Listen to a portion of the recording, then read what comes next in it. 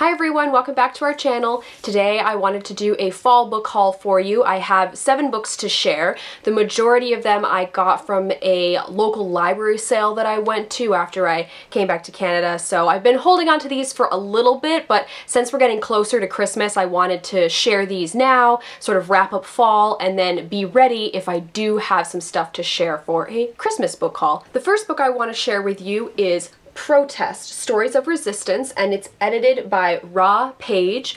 This was sent to me by Comma Press in the United Kingdom. They actually contacted me to see if I'd be interested in reading and talking about a different book that they were publishing, and it wasn't really something I was interested in, but they said, that's fine, go ahead and take a look at our catalog and see if there's anything else in there you might like to take and read and review.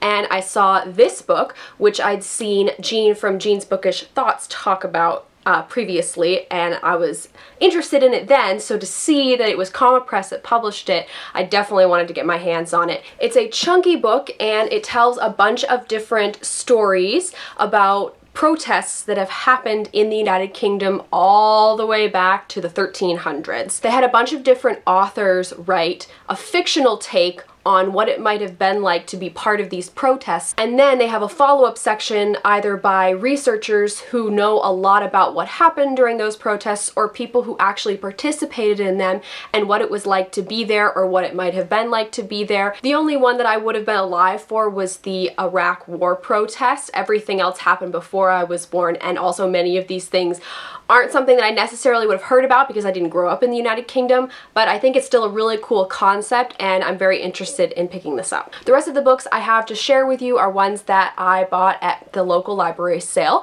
The first one is Ruby by Cynthia Bond. I first heard about this when it was shortlisted for the Bailey's Women's Prize in 2016, and seeing it at the sale when a book is like $2, it's really hard not to just pick it up. This book follows Ruby, who's from an East Texas town. She experiences something very violent there and decides to escape to New York, but in her 30s she ends up having to go back to her small town and deal with what happened there and deal with the people that she left behind. I really don't know much about it, but because it was nominated for the Bailey's Women's Prize and it was part of Oprah's book club, I feel like I've got a pretty solid read here. The second one is a nonfiction book, because where would we be if I didn't get at least one nonfiction book, and that is Ada Blackjack, A True Story of Survival in the Arctic by Jennifer Niven.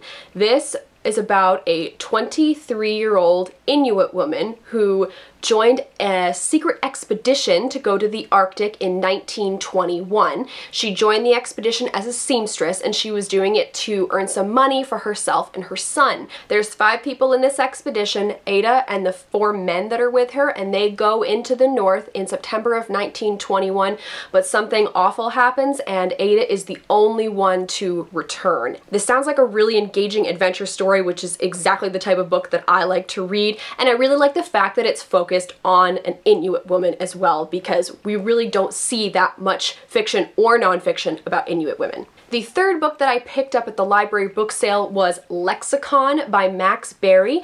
I've seen this one bouncing around for a couple years and I never felt enough of a need to actually go out and get it, but seeing it at the sale, I thought, all right, now's the time to do so. This is another one that I really don't know much about. It's a thriller and it has to do with the power of words. I believe it might take place in a dystopian future. It looks like it follows 2 characters, Emily and Will.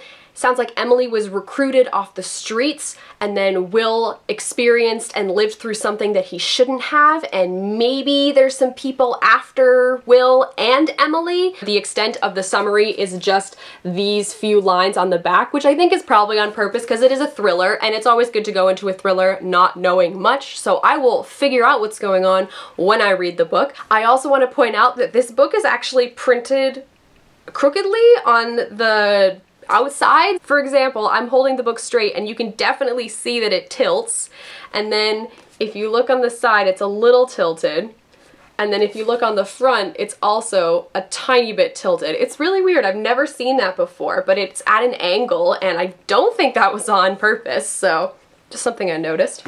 This is one that you'll all know, and some of you might roll your eyes, but it is The Girl on the Train by Paula Hawkins. I have not read this book yet. I have not been spoiled on what's going on, and some of my friends that have read the book have been trying to convince me to read it, and I said that if I could find it at the library book sale, I would buy it and I would read it. I also think that when I eventually do read this, I'll do a book to movie comparison whenever that is. This one has been super hyped, so I'd be impressed if you hadn't heard about it, considering the movie has already come out starring Emily Blunt. If for some reason you haven't heard the plot of this book, it's about a woman who commutes every day, and every day she sees this couple having breakfast together outside of their house, on their porch, something like that, and then one day she goes by and she sees something's different, something's wrong, and so this is also a thriller, and that's all I really know, because somehow I have not been spoiled for this, and it's one of those really floppy editions too, which I love. It'll just like sit open,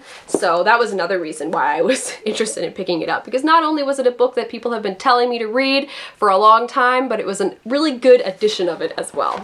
The second to last book I have to share with you is The Nest by Cynthia Dupree Sweeney, and this one is kind of a cover buy, I won't lie.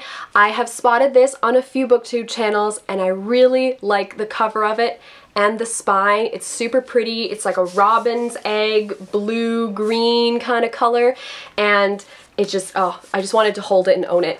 As I mentioned, I've seen this book around, but I haven't actually heard much about it. It seems to be about 4 siblings who are all adults, and they have access to this joint trust fund called The Nest. However, their access to this trust fund, when it becomes available to them, might have been spoiled by something that the eldest sibling did.